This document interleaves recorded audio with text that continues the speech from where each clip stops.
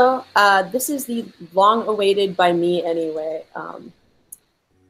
broadcast of a conversation between two people I like very much, one of whom I didn't even know was a feminist. She's such a nice feminist, but she's a nice feminist. And one of whom who I guess is not a feminist, sort of a masculinist, Andy Nowicki. Anita Dalton is the nice feminist. And we're going to talk about incels, and we're going to have a nice civilized conversation if Anita ever figures out how to get onto Google Hangouts, because she, like the rest of us, is old and we have trouble with technology. I think everyone does, though, because it changes every week. My guest who's already on, Andy Nowicki, I immediately thought of him for a civilized conversation about incels because my friendship with him goes back to, I think, 2010, would you say? I believe so. Yeah, I think that's when we first met through Chip Smith and the Nine Banded Books gang. Yep. Anita Dalton is also a Nine Banded author. And I met Andy through Chip Smith, and he and we interviewed each other, and we were kind of chatting over Facebook. Facebook was already a thing back then. And I remember the first time I thought, I think I'm really going to be friends with this person, was when I was having an argument with Andy about abortion. And I don't know if you remember this, but you and I had the same exact positions back then as we do now, which was you were against it and I was for it, but we had a civilized discussion about it because we realized that our motivations were the same. It's just that we got to different end answers. You were concerned about the morality of it, and so was I. I think you think that killing children is bad, and I admit that abortion is killing a child, but in light of what can happen to children if their parents don't want to have them, I just don't think that that being murdered is necessarily the worst thing that can happen to an unwanted fetus. And we were having this discussion, and I realized we're probably the only two people in the United States who are having a civilized and not hysterical discussion about this. So I immediately thought, So I immediately thought about Andy for a civilized discussion about the heated debate of 2018, which might have already passed us by, but it seems to be incels, which came into the public eye after a self-proclaimed incel went apeshit and shot some kids in a school. Not the first kid in America to go apeshit and shoot some kids in a school, but for some reason everyone blamed it on incels.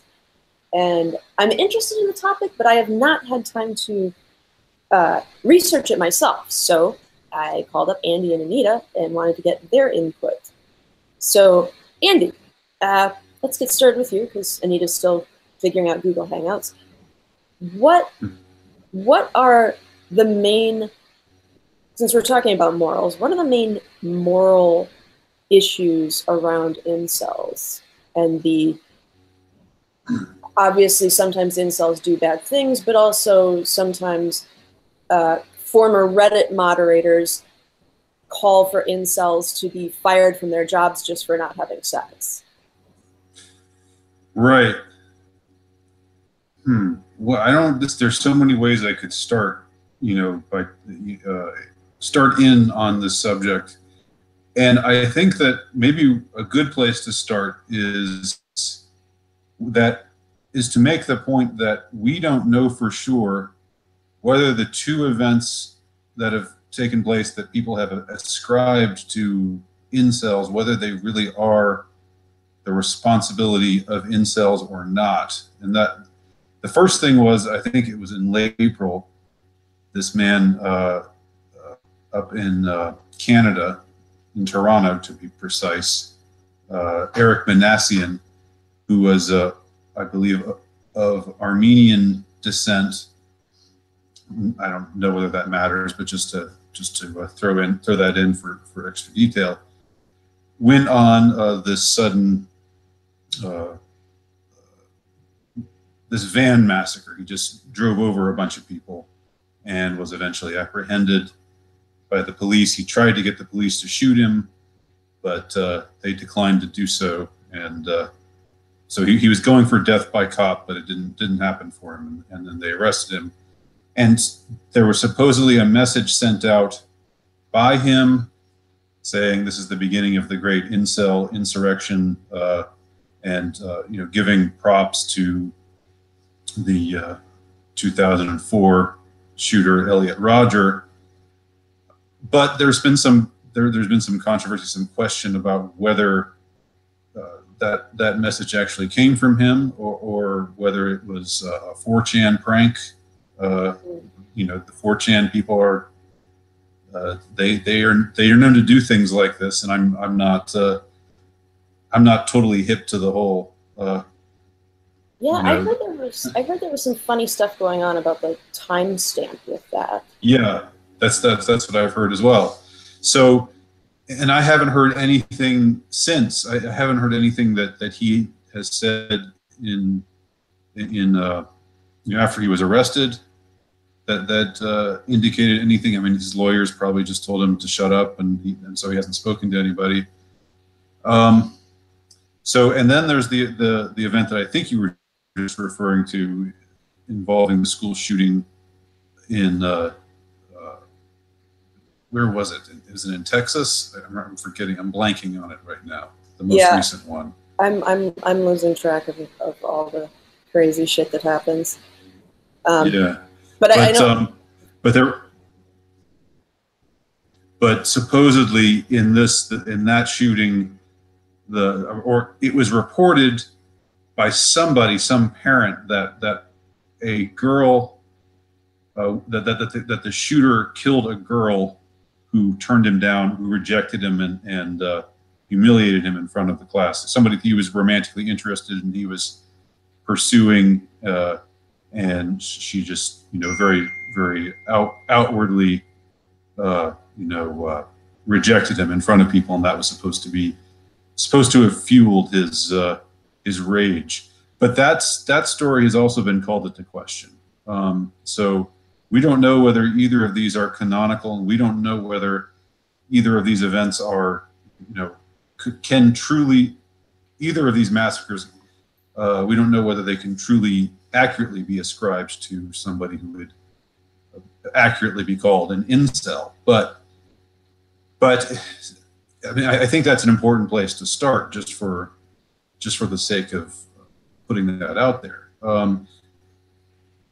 But the interesting thing is that in a way it doesn't matter, because the way it matters, but it matters for the sake of accuracy. But as far as the way that these stories were perceived, and the way that the way that people reacted to them, and the way that it shone light, that these stories helped to shine a light on the incel community. I don't really like to call it, I mean, there's something kind of corny about calling someplace something the community, but for lack of a better way, better word, because there are people out there who are self-professed incels, and they have their message boards, and they communicate with one another.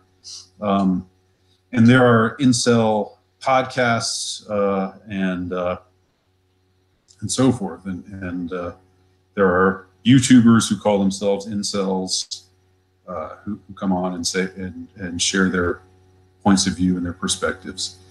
And a little while ago, I'd heard this same group referred to as TFLers, or True Force Loneliness, which means basically the same thing as incel. Incel stands for involuntary celibate. It means they're celibate, but they don't wish to be celibate. They're celibate against their will.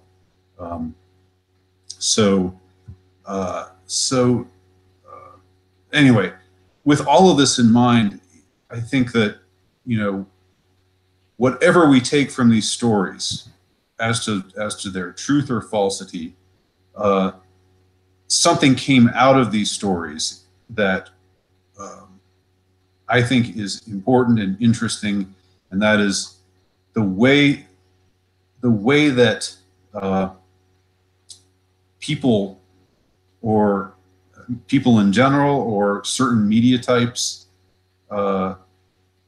and some others, the way that they all responded to this prospect, the notion that these incels were out there. And that was really what struck me and really appalled me, frankly. That was what really bothered me. And I talk about this a little bit in, well, I did some YouTube videos about it, and I also published an article at Affirmative Right, used to be called Alternative Right Blogspot. It's been renamed Affirmative Right, still at Blogspot. That article was, as you said, very provocatively titled "A Final Solution to the Incel Problem," which was, maybe a clickbaitish sort of title, because obviously I wasn't suggesting that incels be rounded up and thrown into camps and have any kind of mischief like that done onto them. But it was just addressing the problem, and it struck me that, and I'll wrap up my thoughts here, because I guess I've gone on for a little bit, but it struck me that the way that certain media pundits were responding to the incels was truly loathsome, and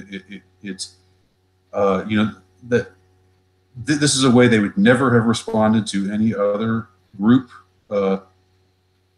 and there were quite obviously, manifestly, very different standards that they were being held to. Right. And I can elaborate on that in a little bit, but maybe I'll just shut up for now and let somebody else talk. Okay, we're welcoming Anita. Apparently, ad block on her Google Chrome was not allowing her into our little text space. But how are you, Anita? I'm great. Can you guys hear me? Yep, loud and clear. Great. Yep. Hello, Andy. Hey, good to talk to you. Same here. We were just discussing how we're all Nine Banded Books authors, and when I decided I didn't know enough about incels to do a video about it myself, but I wanted to have two civilized people from opposing viewpoints come on, you and Andy came to mind. Would you like to introduce yourself a tiny bit, Anita? Well, I mostly discuss books on my site, Odd Things Considered, and I do have a book with Nine Banded Books called TLDR, because I tend to go on at length, and I do know a little bit about incels.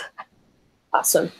You know what? I actually thought your book was called TLDR because it was saving everyone the trouble of reading all the lengthy books that you're discussing. Oh, like I took one for the team? Yeah. No, it was about me. I go on too long. So. Oh, I don't think so. I think your discussions are entertaining. But you're both authors I enjoy, and I'm glad to talk to both of you together. So how much did you hear of Andy's sort of introduction? It wasn't really a rant, but it was an introduction to the media presentation of incels, and the way I guess the way I would be the media, the mainstream media, as usual, kind of doesn't know that a subculture exists, and then once they hear about it, for some reason, they kind of enter like a herd of elephants and get everything wrong. I came in right about where Andy was talking about how he was appalled by the way the media handled some of the incel issues. I'm assuming you're talking about some of the mass murders and rampages that have been attributed to incels. Right. Okay. Well, yeah, that was, but I also mentioned for as a point of necessary clarity that we don't really know whether these two massacres that ostensibly happened, one in Toronto, one in school shooting in Texas, I believe. Santa Fe. Santa Fe, that's right. They were both ascribed to young men who could be said to be incels, but it's not at all clear whether those reports are true. And that was, I'm sorry, go ahead.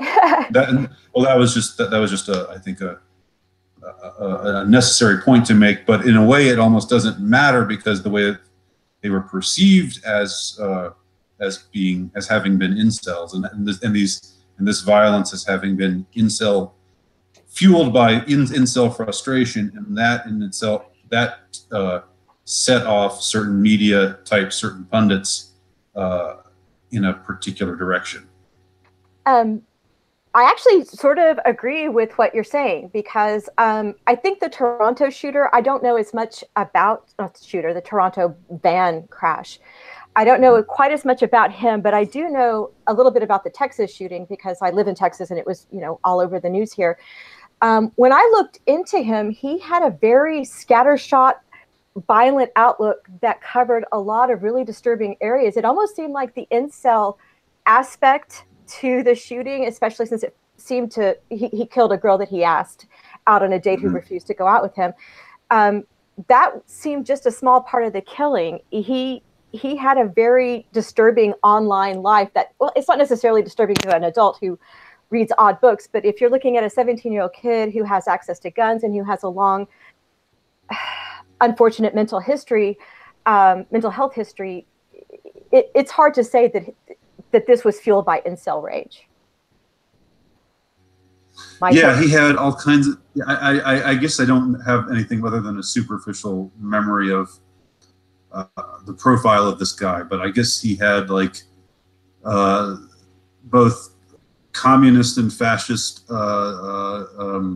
like stickers or buttons that he wore, and like some satanically oriented stuff and some pagan stuff, and it seemed like it was all over the map, if I'm recalling correctly. It was actually all over the map. He was, if it was a dark subculture, it seemed like he was interested in it. Right. Lots of taboo kind of stuff. Exactly. So yeah, and the report that he was fueled by rejection, that a girl rejected him publicly in front of the class and humiliated him, and that he shot her in retaliation. It's my understanding that there's that's called into question, just like the Eric Manassian, the van massacre in Toronto. The message he supposedly sent, the authenticity of that message is also called into question. So that's the point that I'm making, that we don't really know, and neither of them are talking now. So we don't know exactly what set them off. In Manassas, he might just be mental illness. Right. But the response to it, nevertheless, has been the way that it has gone, the way that it has gone. And the incels are a true subgroup, and so it's all followed from there.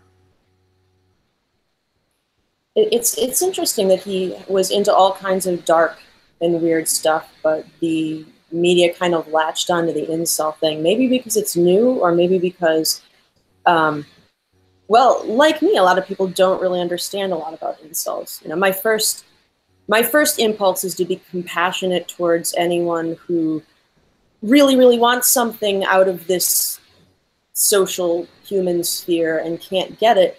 But sometimes when you have actual interactions with people who are basically incels, you think, oh, right, you're really a dreadful asshole. So, and I know both of you have researched incels, and I know both of you have kind of mixed feelings about incels. Anita, you've been doing a lot of research on incels lately. From a feminist perspective, but not a nasty feminist perspective, what does this subculture kind of look like? It's occupied by a lot of different young men, and it's hard to say exactly if there's. It's tempting to say that they are all. Yeah, I shut the door to prevent that from happening. It's hard to say that they're all exclusively misogynistic, but there's a definite strain of misogyny that runs through it. But from what I've seen, especially in some of the Reddit communities, you see a lot of young men who have a lot of perspective issues. They have a difficult time talking to women. The rules have sort of changed recently on how it is that you can interact with women. The rules that our fathers used to pursue women are no longer acceptable. So it's hard to even turn to their fathers to see what it is you're supposed to do to get a girl to go out with you. It ranges everything from like horrifying people with really horrifying points of view to young men who seem very, very confused about how to go about having a romantic life. the people who are really, really awful, I think a lot of that is posturing. I think that a lot of the things that you read on Reddit would fall under the, the air quotes "that happened" sort of subheading.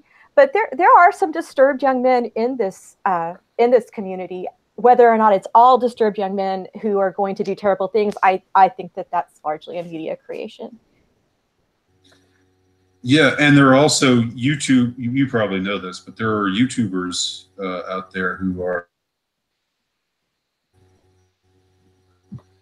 maybe I don't mean to sound cynical, pedals as incels. They say, there's this guy, the Virgin Messiah. Are you familiar with no, I him haven't at heard all? of him. Not at all. Sorry. He's a YouTuber. Okay. Yeah, I haven't heard of him. What is it?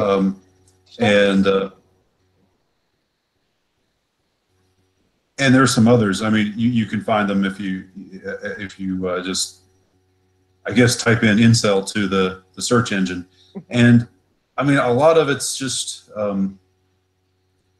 yeah, I mean, I guess for some of them, I can, I think there is a variation, like you were saying, there are some that are probably disturbed. There are some who are probably, just lonely and confused and frustrated, but really just want companionship and are,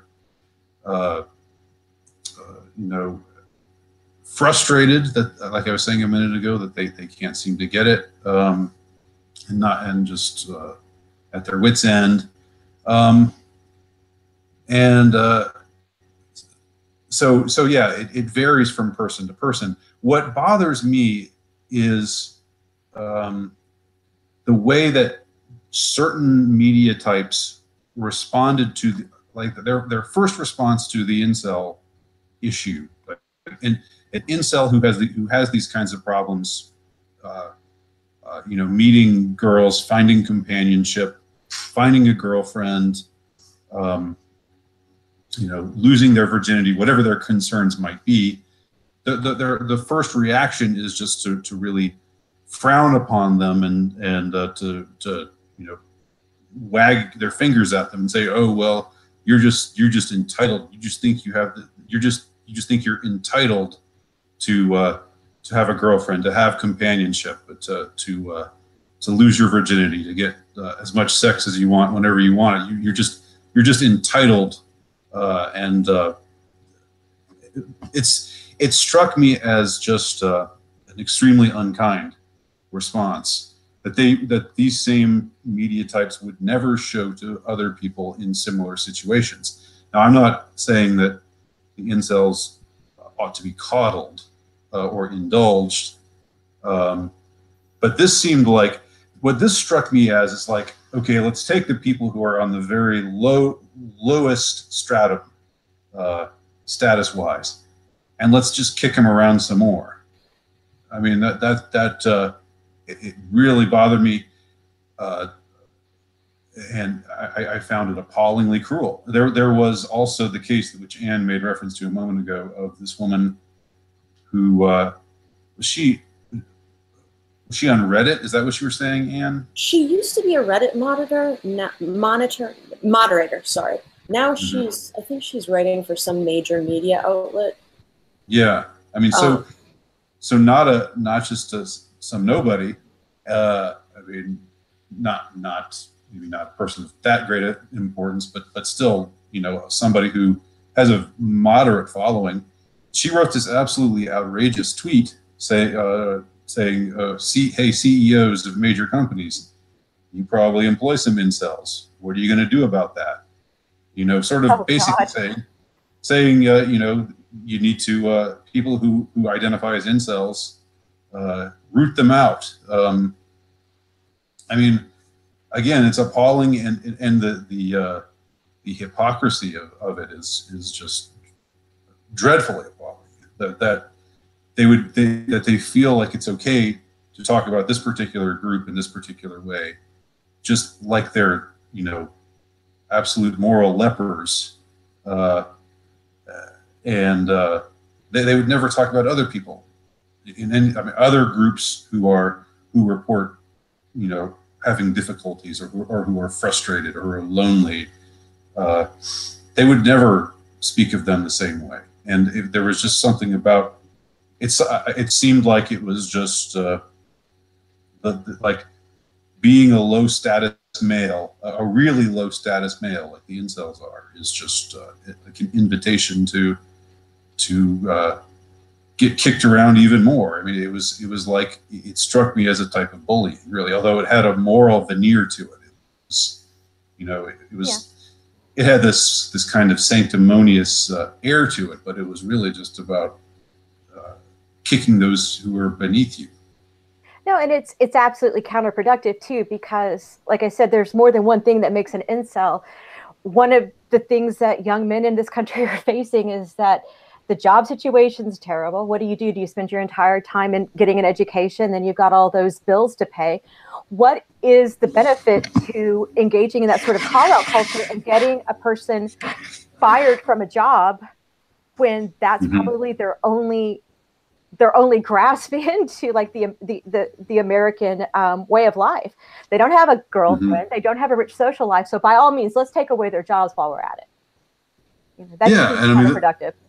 Even if you don't care about them at all, that seems like a recipe for social instability. To take this group of people who are already desperate and on the edge and remove from them, like you say, whatever stability they might have, like such as a steady job.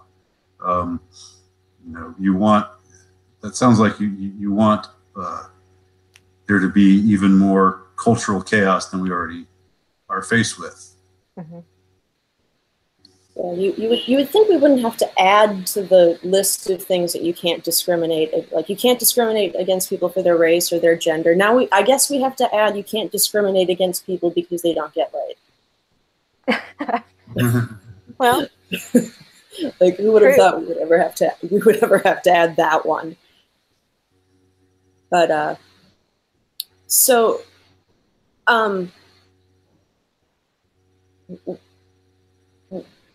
it's the question that comes to mind when I think of incels as a community. And Andy, you said that it is kind of a cheesy thing to call like a bunch of people who talk to each other online a community. But like I'm okay with it though. I just was straining for a better word, but yeah, it's probably the word that has to do. You always want to come up with a better word, but you know, the bigger question is, what do we do about this? Like, how do we help these guys if we're not going to like actually line them up and shoot them in the back of the head and let them fall in a ditch? But one thing that's kind of might be counterproductive about the incel community itself is if you've got no girlfriend and your social network is poor, then you join this community, this network of people whose community revolves around the fact that they don't have a girlfriend and they don't have these other social ties.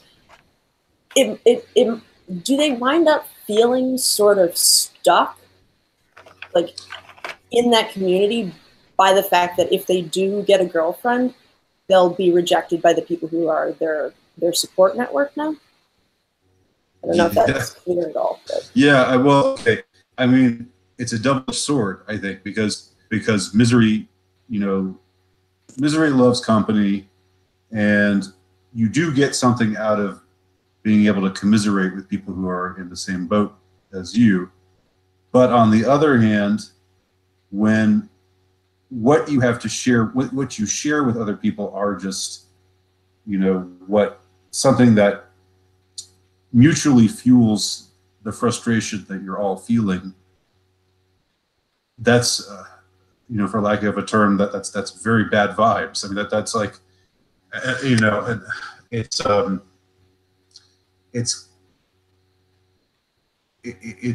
igniting this, and it's something this is something I've noticed also because I've perused a lot of MGTOW sites, and I'm sympathetic to MGTOW perspective or movement, if you will, in certain ways. But I do notice that it can be forced. Negativity. I'm not saying you have to be positive and happy about everything. I mean, I think it's good to call out certain behavior, or to notice certain behavior and say, this is no good, we shouldn't put up with this, and so forth. But there is, I think that's a danger with both MGTOWs and incels, is that you just get together and swap horror stories about, the ways that about the awful things that women are doing, the ways that they are treating men, and how in the incels case, how they just have no interest in them, will never have any interest in them, and I don't know. It's like it seems as though, and I don't know what the solution to that issue is, because you do want to share, you want to get things off your chest, and this goes for them, and it goes for any other kind of community as well, who are talking, people who have things.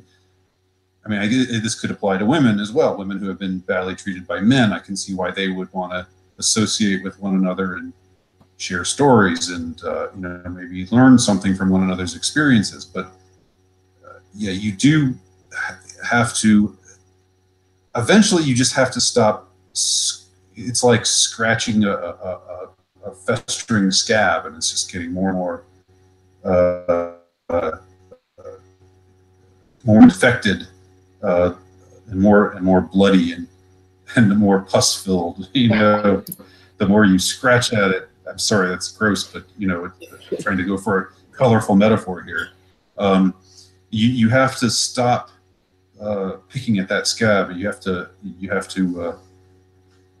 I don't know, go forward in some way, and not just get caught up in that loop of negativity and of resentment. I don't think that takes you anywhere good if you stay on that ride for too long. Yeah, and Anita, you were saying that you find that a lot of I want to remember to get back to the fact that a lot of people kind of see incels and MGTOWs and feminists as mirror images of each other, and these two closed systems that are making the gender divide worse. But that aside, I want to go back to. Let's remember to go back to that. But right now I want to go back to Anita's statement that a lot of the most horrible sounding things that incels say online tends to be posturing. Like, do you see that as, if you can remember some examples, do you see that as sort of this group interaction that's keeping people in perhaps this unhappy spiral? Yeah, I do. It does seem a lot of times like they're egging each other on.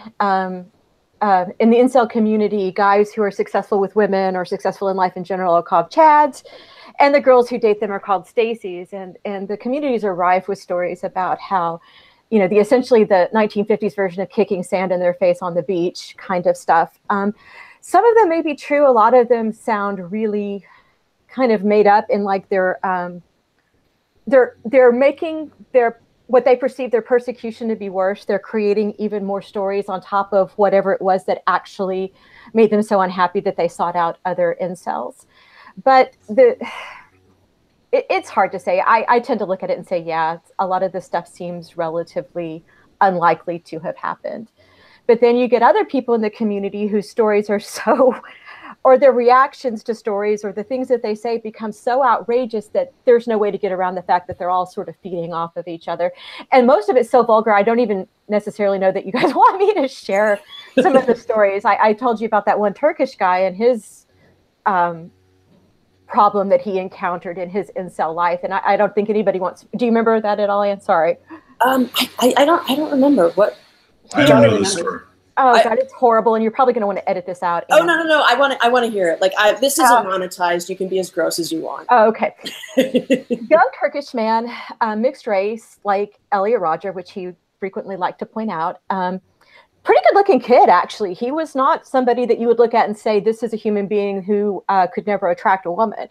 But he is an incel, and he is a hardcore incel, and he is so desperate for any sort of sexual interaction that one day as he was passing an apartment building, he saw that there was a dead dog in the alley, and he was going to go back and fetch that dog and try to have carnal relations with it. But unfortunately, somebody put it in a dumpster, and the dumpster was collected, and he was foiled.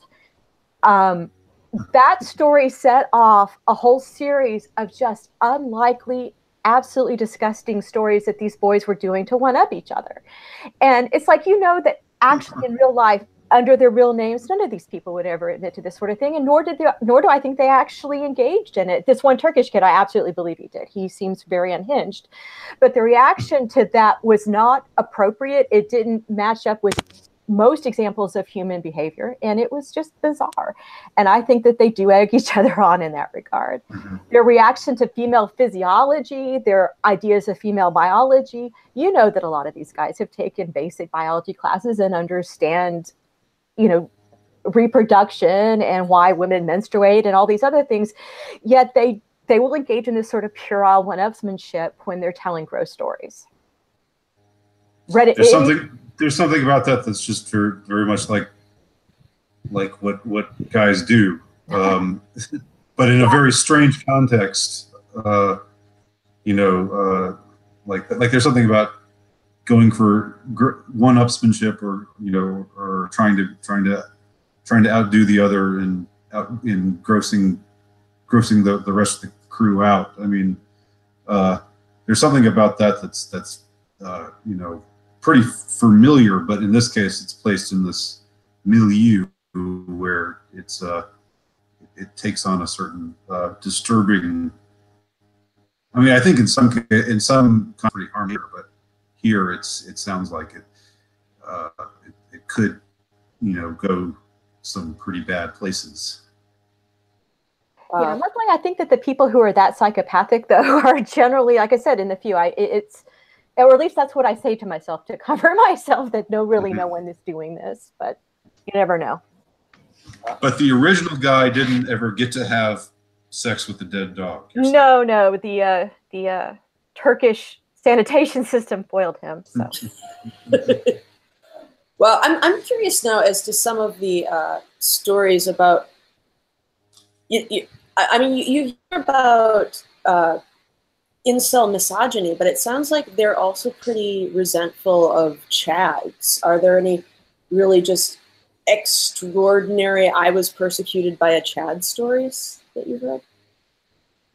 Most of them tend to run along the same line as like basic high school bullying, like the quarterback of the football team shoving them around or being cruel to them in some manner. Most of their ire tends to be focused on the Stacys. So most of it seems to be focused on their dislike of women or dislike of the girls in their schools. Right. Do they ever say anything about non-Stacy women, or are we just not on their radar?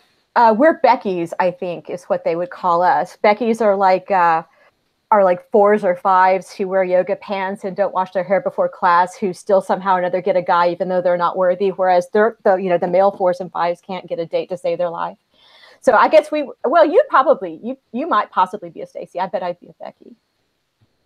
Wow. So, man, the way the slang is heading, if your name is actually Becky, like not only are you like an average looking girl, you're also a horrible white girl. Like if my name were Rebecca, I think I'd get a legal name change at this point.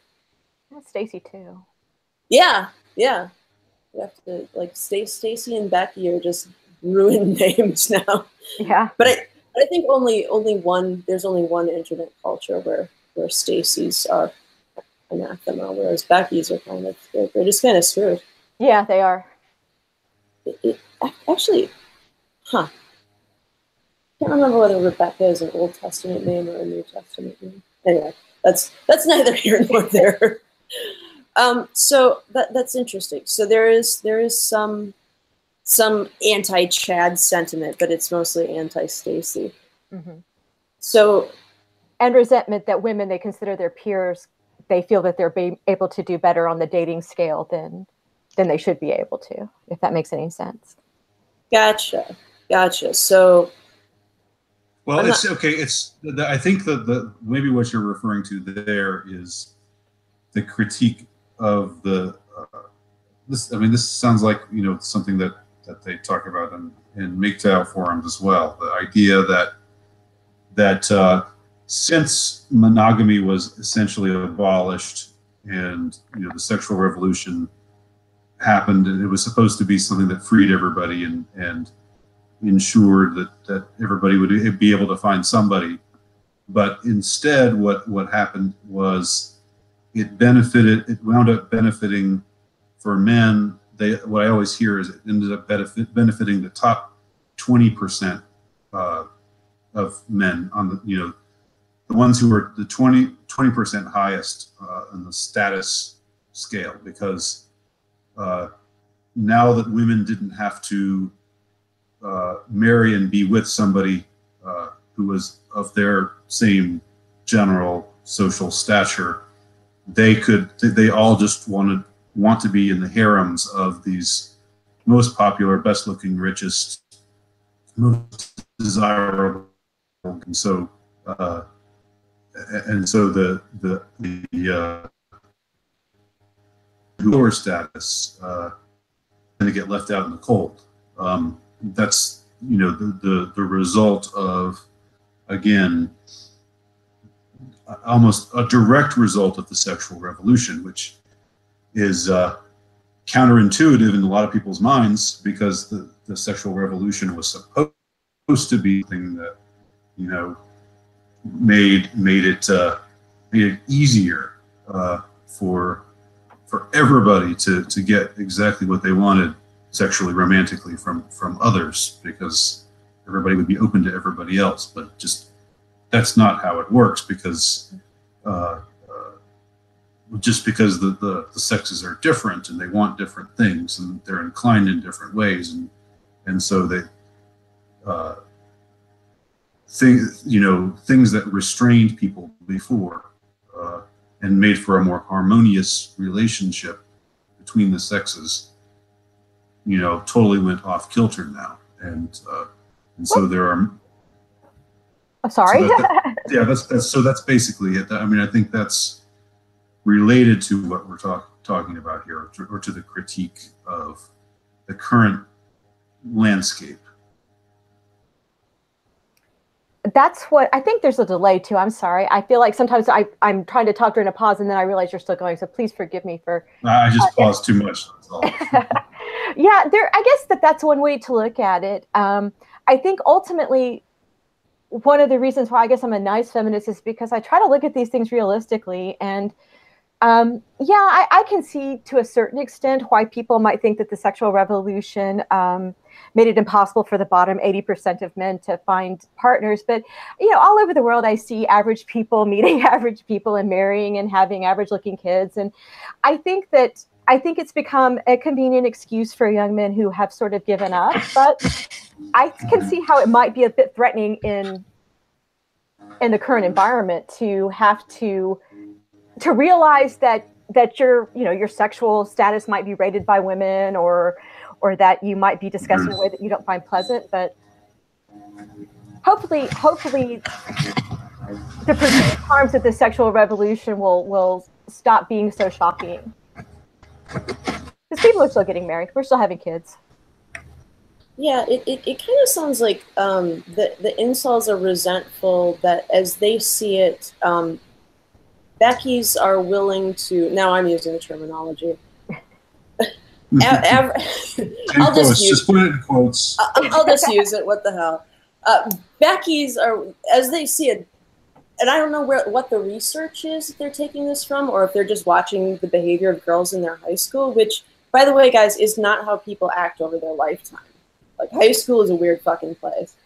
But maybe they perceive, or they've read, or there is research to indicate that Becky's are willing to forego having a stable relationship with someone of their own status in order to have temporary, short rebound type relationships with way more attractive males. Is that? Yeah. So I don't That's know. the critique, and men, you know, the top tier men are happy to sleep with as many women as are willing to sleep with them, even the ones who may be beneath them. Maybe you know what they think of as beneath. Not, I don't think anyone's actually beneath anybody else. Let me make that clear. But in their perception, you know, women who don't meet their standards, who aren't the prettiest, but who are still available. I mean, I think the top tier men, because men are more, you know, inclined towards by nature towards wanting quantity, and so if you are an average or even a below average woman, socially speaking, it's easier to be with a top tier status guy than the reverse.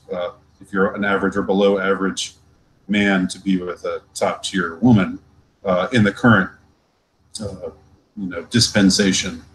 Whereas, you know, before, when things were more restrained, both men and women were restrained from letting their, you know, letting their baser desires take over. Where, you know, for men it would be the desire to sleep around, and for women it would be what's, you know, referred to as hypergamy, just the idea that you want to be with the highest status male possible, and so, you know, you marry a guy who's 6'2", makes $200,000 a year, and that's a pretty good deal. But then you meet some guy who's 6'4" and makes $500,000 a year, and, you know, the last guy's history, you know, and you know, and I'm not saying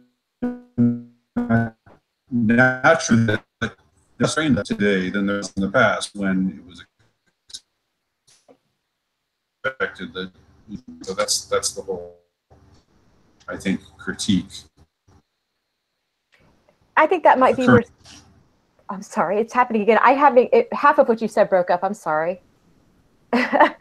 I think I caught enough of it though. So excuse me. Yeah. Just so that's the critique of the current way that things stand. That essentially, you know, both women and men are allowed to do not restrain themselves as much, because it's a less, because repression is bad. You know, sexual repression is bad. It's be shunned, and we've got that, you know,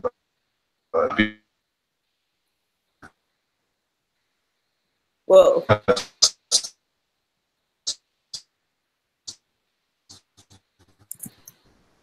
But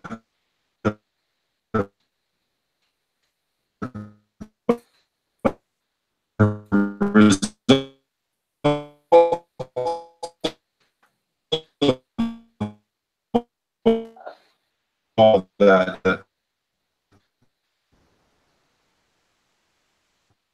Wow, Andy is breaking it badly. About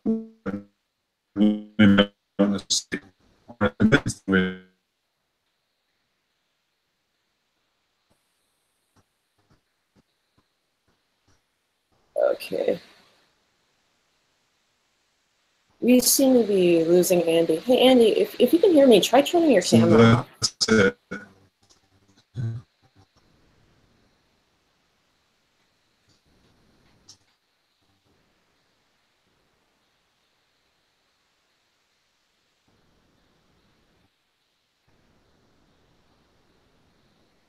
All right. We're really losing Andy here. Poor Andy. Yeah, I can't. He broke up and then I couldn't hear him at all. Hey, Andy, if you can hear me, try turning your camera off. It might help reduce the strain on your. Oh my God, he's gone. Oh no. Okay. Well, can you remember what he was saying, Anita? He was talking about how the sexual revolution has enabled women who might have been considered lower status in terms of looks or maybe wealth to have access to the top 20% is maybe like, I don't know, just to paraphrase, this never came out of his mouth, but just sort of like being side bitches or people that you would hook up with on the side. Right. Not necessarily the focus of these guys' behavior, but certainly they would have sexual access to them and not prefer men who would, you know, be similar in looks or similar in economic background. Right. That's what I took away from it. Right. Which I would say that maybe the Beckys in the world could probably share a few stories. I mean, I don't really see too many women of my status hooking up with really rich, good-looking guys, but you never know. Yeah, I don't know if that actually happens. I don't know if that is there. If there's some study or there is. Hi, Andy. Glad to have you back. I turn the camera off. Maybe that'll help. I don't know. Yeah. Sometimes the load on somebody's internet is just too much with the camera. It's weird talking to somebody that you can't see, but it might have to do. Well, it's just like talking on the phone. I mean. Yeah, that's true. I hate talking on the phone. It's kind of why I like to be able to see people on here. But if it doesn't bother you, it doesn't bother me. So we were just discussing. So you got the gist of what I was saying, kind of. I sure did. More or less. Mm-hmm. Yeah, I sure did. Yeah, and we were just trying to puzzle out. We don't really know any like average normal women who are hooking up with millionaires. So we're not sure if this is coming from a study or if these guys are observing this in their lives. Like, are we all too old? Are all of us here too old to know like what these kids are seeing? Or are they just, or is this kind of a group fantasy that they're spinning out of, like, you know, seeing, you know, in high school, like the chat in their high school has these 3 Beckys and they figure the whole world is like that. Not sort of, I don't want to make a cheesy, like, it gets better video, but it's true that high school is not like real life.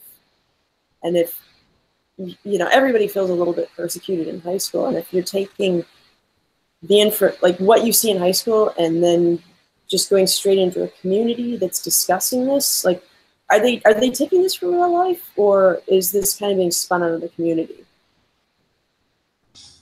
Well, that's a good.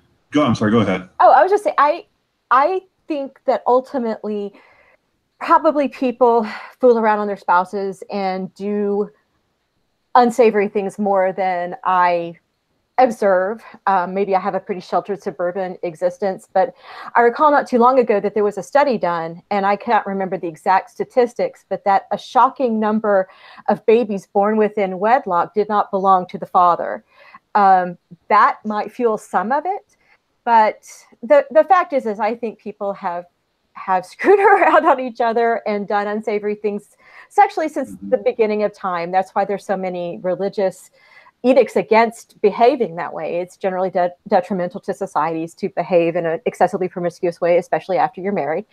So they may be picking up some of it from science, but I also think a lot of it may just be, I don't want to use the word projection, but just maybe what they assume is happening. If they're not getting any, where are all the women going to get it? Not realizing that maybe the women aren't getting it either. This is true. And also, if you are in a scenario where you're with a man who's higher status than you are, and you kind of get this half-assed relationship out of it, there's something addictive about it that compels you to do it, but you suffer a lot. So I think a lot of these guys are seeing the... You suffer how? How? Because you have to share him? Well, because you have to share him, because it's temporary, you know, because you're in a situation where you're dating someone who's much less into you than you're into him. If you're watching this happen to a girl and, you know, you're not getting any sex, but a girl is doing this and, you know, you kind of feel like she's getting something she doesn't deserve and she should be with you instead. You may be right, but the bad thing that she's doing to you is also harming her. So I think it's really hard to be a kid these days. I think that might be the drawback, you know, the thing that I'm taking from this is I'm really, really glad I didn't have to date in this environment with all of the various hookup apps and everybody on Instagram looking picture perfect with white teeth and, you know, perfect bodies. And I think that's where my sympathy comes in. I think it kind of sucks for both sides when you have to approach everything this way. There is a lot of pain and there is a lot of sadness. Why do you think it is that, I mean, you know, without sounding like a whiny masculinist here or anything, but why is there this tendency to pick on and to berate low status males in a way that, you know, low status women, if they like, you would never hear like official sources, like the mainstream press, if you know, some low status women were expressing frustration with being lonely and I don't know, and you know, talking in some of the same ways that you see the incels talking. Mm-hmm. I just don't see, I don't think they would be, I think they would get sympathy. I think they, and I think also other groups like, I mean, how ridiculous certain things are getting today, like with like the examples that when I wrote the article, Final Solution to the Incel Problem, Affirmative Right, I talked about how the same group, the same people who get on the incels case and say, oh, well, what makes you think you're so entitled to sex? That they would never say that, like if it was overweight women saying why are men so shallow and they only want skinny girls, and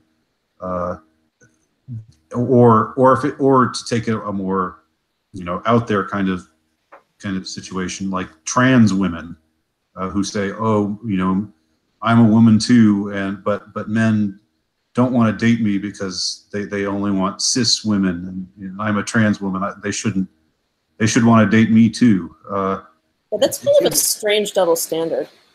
Yeah, I know. That's what I'm saying. Why is that? What do y'all think?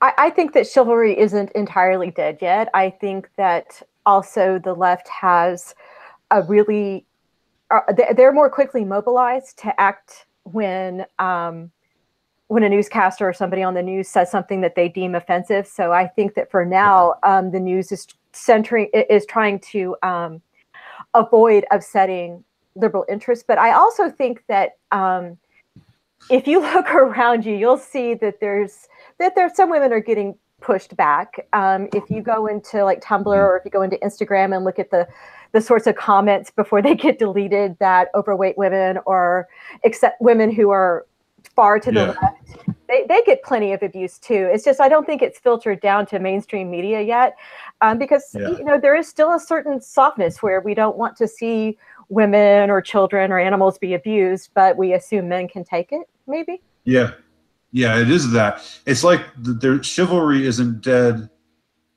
with respect to women, but it is dead with respect to what the expectations under the old dispensation were for men. Like, you know, the whole chivalric idea was you put a woman up on a pedestal, you treat her like a lady, but in return, she, you know, respects you and honors you and obeys you as a man, and that's what you're. And so it's like what.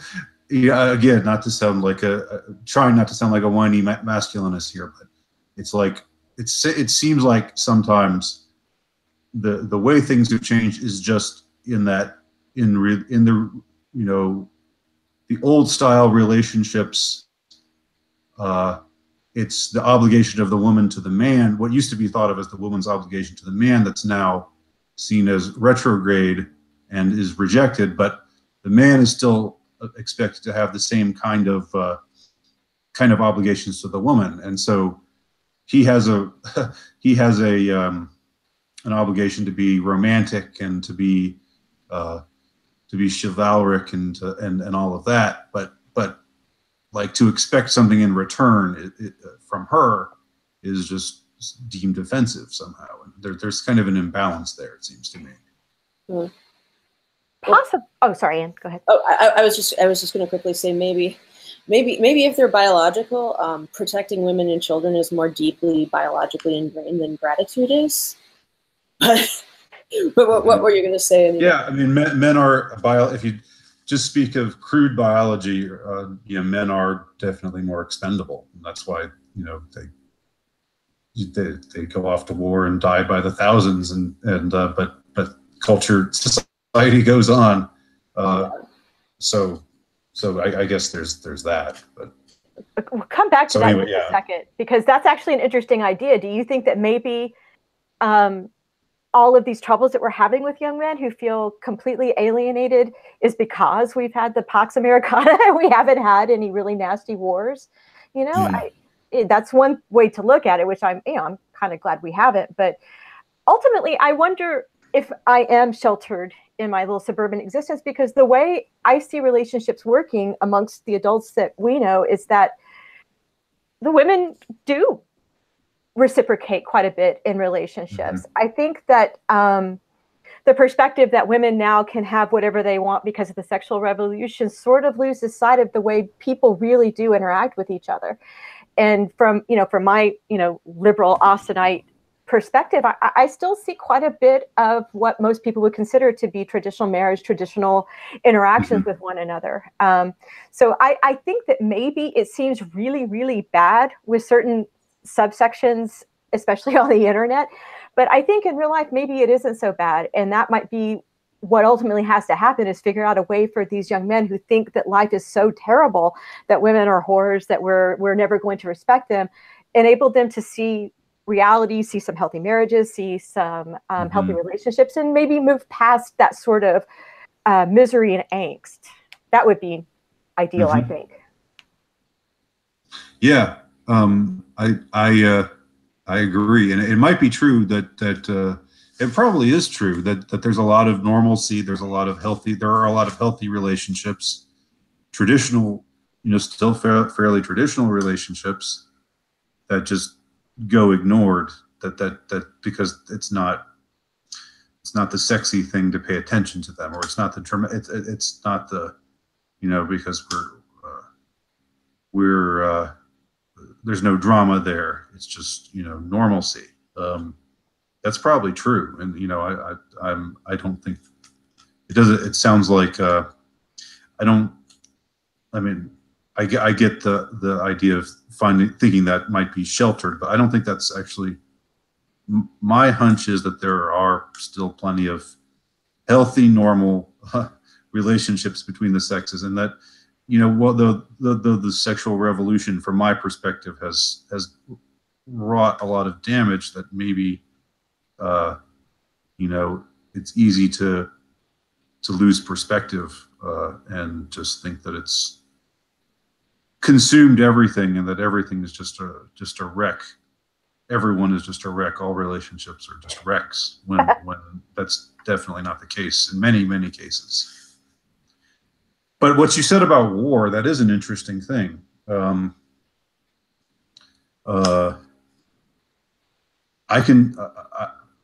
would say, speaking manfully here, as a man, I would say there is this kind of weird desire to sacrifice, there's this idea that you don't. And maybe this is just me, or maybe this is in every man, because I know plenty of men like to just want to just go on living as long as possible. But part of you doesn't just want to. Part of you wants to sacrifice.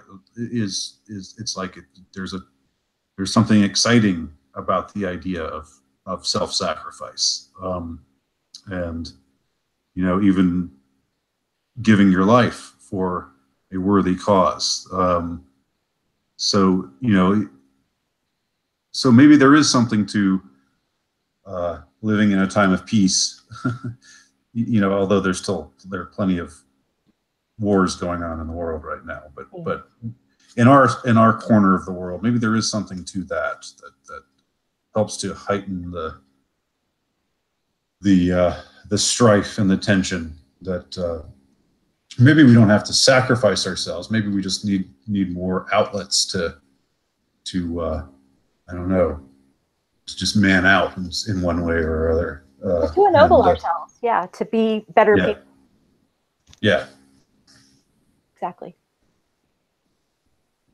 We're in agreement on a lot of things here, Andy. Did you think that you would have a lot of common ground with a feminist? No, I didn't know what to expect, but I was open to whatever. So yeah, no, it's good to have a harmonious conversation. Always enjoyable. And what was it, if I may ask, what was it that first made you interested in this subject in the first place? It's just another one of those subjects that's in the news, and I find it interesting because, like I said, I have this tension between you feel compassion for people who want something and can't get it, and it seems like society just won't let them have it for one reason or another.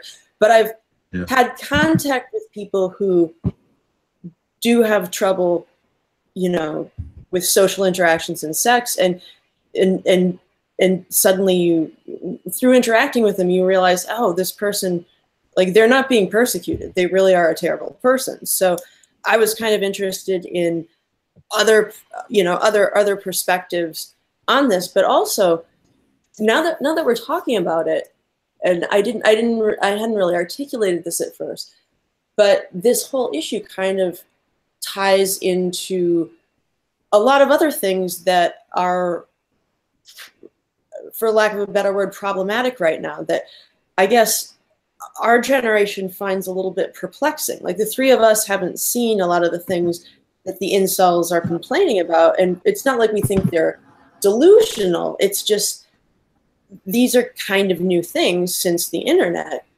I was talking on the Big Brother podcast the other night with Aaron Clary about how, and this is actually pre-internet, sort of, like the generation of women like our age, Anita, who fell for the whole Sex and the City thing and decided to move to New York City and become very materialistic and hope to become a fashion columnist and kind of ruin their lives over it. The whole reason that they did that was because, as you guys were hinting at earlier, like, people who watch a lot of TV and consume a lot of media see certain types of lifestyles being glamorized and certain types of complaints being aired, and they don't see, like, ordinary, virtuous, nice lives where you marry somebody and you have kids and you have a job and you go to your job.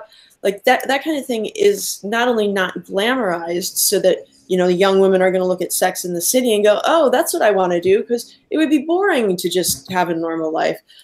It's by people who, if you're the kind of person who doesn't think that they can get a glamorous life, but you're also not even seeing that these normal sorts of lives exist, you're kind of looking at the same kind of abyss that these 40-year-old women who tried to do Sex in the City and failed at it are looking at now. And there's not only do we not have a war or a noble sacrifice to make, people aren't exposed to this, a sort of sympathetic portrait of an ordinary but virtuous life. And so people are going to these extremes of trying to either be super glamorous or trying to be super resentful that they can't, live the Chad lifestyle. And it's making people make a lot of weird, bad life choices, and it's making people very unhappy and feel like they have no positive choices to make. As you guys were talking earlier, I was thinking, as I was saying, high school is a weird place, and people are going straight from this weird place that high school is to having this sort of internet mediated social life, and they're not getting any real life or real adult interactions in between. And it's kind of creating a, well, this is going to sound harsh, but kind of a generation of fruitcakes. Now, are you talking about young people today, like millennials, when you say this? Yeah, and I'm not saying our generation is immune. Like the Right. people our age that I guess today they would be called Beckies, but they decided that they could parlay Beckyism into having this sort of soft core prostitution lifestyle in New York that would be fabulous. Like we started falling for it. I remember being their age and feeling like I didn't have any good life choices because, you know, I saw people graduating with college degrees and not getting a good job unless they were in tech, and then the tech bubble blew up. You know, when you're that age and you feel like you have no good life choices, you can do a lot of fruitcakey things and you can become very antisocial. And as I said, I wanted to come back to earlier, a lot of people see incels / MGTOW and feminists as kind of mirror images of each other. And I don't know if it's the inevitable result of gender relations when people go straight from the weirdness of high school to the weirdness of the internet, but it seems like the lack of a portrayal of ordinary lives as something that's desirable and fulfilling is creating a lot of weird shit and tension and unhappy people. And it's easier to gravitate to, it's easier to find other people who share your same perceived problems in the internet age. And that's good and bad at the same time. The bad part of it might be that it helps you, it assists you in getting stuck sometimes in a place where, again, you vent your frustrations to others who have the same frustrations, and they vent their frustrations in a way that complements your own frustrations, and it's just like this place of resentment. The community that you wind up in just ends up being a dead end, in the sense that, you know, while it's helpful in certain ways to have others to talk to who can share your perspective and know what you're going through, you can get stuck there and not be able to move past it. And again, it's something I've said. It's something I've observed through investigating MGTOW, going to MGTOW sites and visiting MGTOW content producers on YouTube. And a lot of them have very interesting things to say, and a lot of it checks out with things that I've observed. But I find myself just not wanting to be there sometimes, because it's like they just want to absolutely, the result of being there will just be to poison my, to just fill me with hatred and resentment for 50% of the human race. And that can't be a good thing to whoever you are. That can't be a good thing, a good place to be. So you gotta take it for, and that's probably the truth with, like, you know,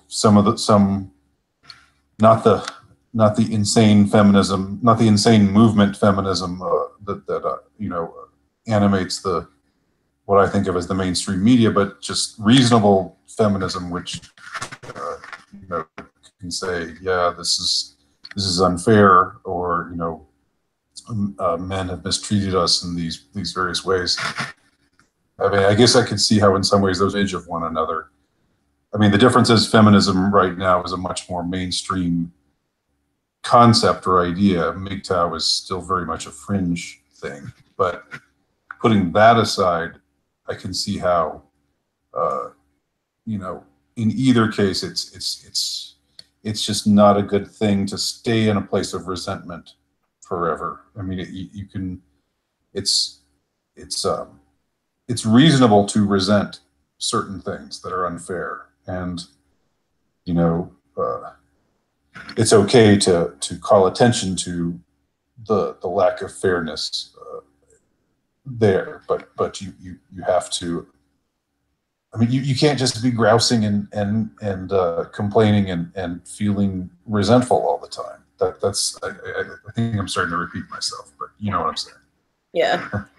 Yeah. One side of the other side of that coin, though, for that, meeting up with people and perpetuating the same negativity, is the fact that online life is so curated. I see these 25, to 30-year-old women who have these amazingly beautiful houses and gorgeous husbands, and it seems like they have an endless flow of money.